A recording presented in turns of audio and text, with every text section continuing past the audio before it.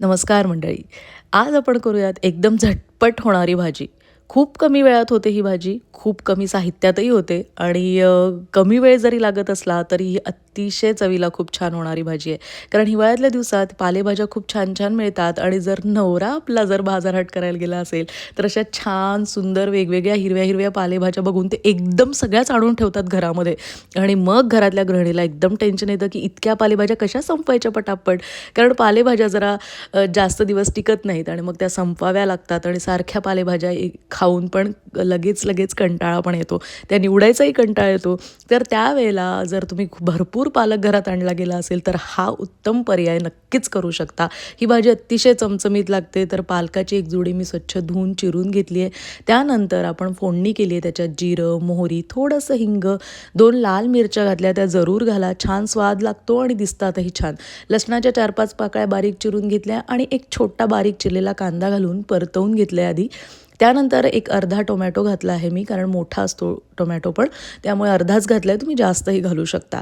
Tomato परतवून घ्यायचा, कांदा टोमॅटो. त्याच्यानंतर आपण अगदी बेसिक मसाले घालायचे याच्यात, जास्त मसाले या भाज्यांना लागत नाही. हळद, तिखट, त्याच्यानंतर थोडंसं धणेपूड आणि किंचित आमचूर पावडर मी घातलेला आहे. पालकाला त्याचा स्वाद अतिशय छान लागतो, तर जरूर घाला थोडंसं.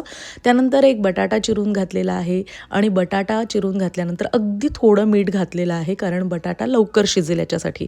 4 ते 5 मिनिटात लगेच बटाटा शिजून जातो आणि बटाटा बरोबर शिजवूनच घ्यायचा तो आधी, कारण पालक शिजायला नंतर वेळ लागत नाही.